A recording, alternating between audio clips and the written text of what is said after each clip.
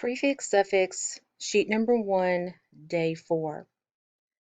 Our next two words, number 5 and 6, are multi and poly. So multi as in multicellular or multiple personalities, and poly as in polysaccharides.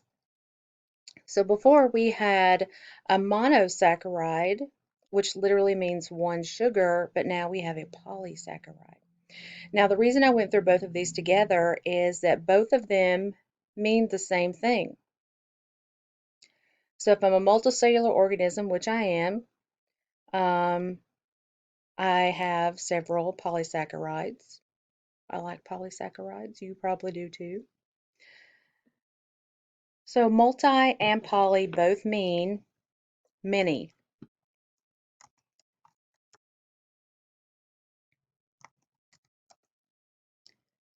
So multicellular organism is different from a unicellular organism because it's made up of many cells. For ourselves, we're made up of trillions of cells.